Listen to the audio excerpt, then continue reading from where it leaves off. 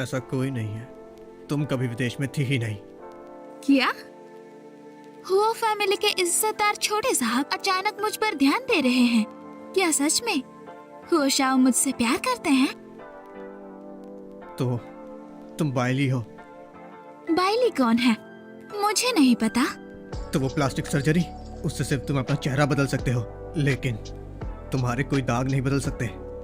वो पहले जैसे ही है। दुनिया में इतने लोग हैं, कुछ सिमिलैरिटीज तो होनी ही है। इसमें अजीब क्या है? तब क्या हुआ था? तुम ऐसी क्यों बन गई? ग्यू ने क्या किया है और तुम मेरे पास क्यों आई हो? बाइली मर चुकी है। अब मैं सिर्फ बदले के लिए जी रही हूँ। शुमेंशी, मुझे बताओ क्या हुआ है? वैसा ही हुआ था। उसने मुझे मारा और मेरी हर चीज छीन ली। वो साला दरिंदा है। तो अब तुम्हारा प्लान क्या है?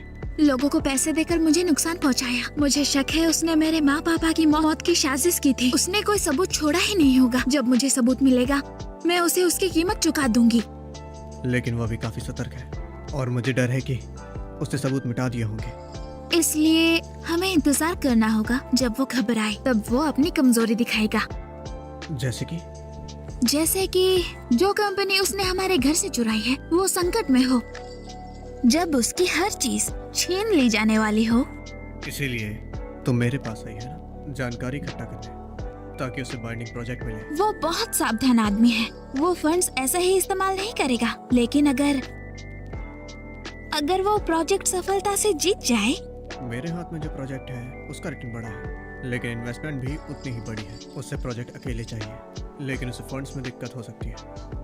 बिल्कुल सही। इसलिए उसने ये इन्वेस्टमेंट प्रमोशन कॉन्फ्रेंस रखी ताकि इन्वेस्टर्स ढूंढ सके। लेकिन ये प्रेस कॉन्फ्रेंस उसके लिए बदनामी का कारण बनेगा।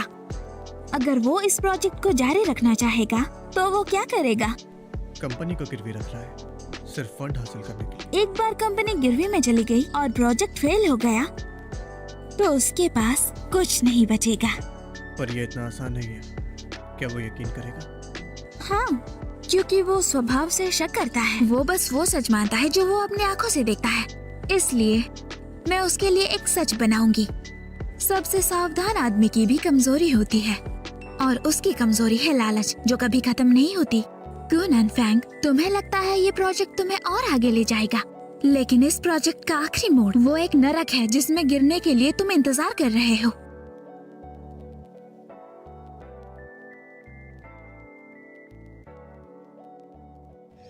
मैं तुम्हें चेतावनी देती हूँ, इस प्रेस कॉन्फ्रेंस के बाद तुम गायब हो जाना।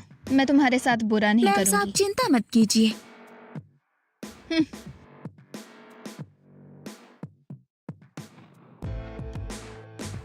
सभी लोग, इस इन्वेस्टमेंट प्रमोशन कॉन्फ्रेंस में आप सभी का बहुत बहुत स्वागत है। मिस्टर गू का परिचय करवाने की जरूरत नहीं, क्योंकि सब जानते हैं कि आपने हुआ ग्रुप का बिडिंग प्रोजेक्ट जीता है। तो फिर सीधी बात करते हैं, ठीक है? हाँ, सब इस प्रोजेक्ट की राह देख रहे हैं।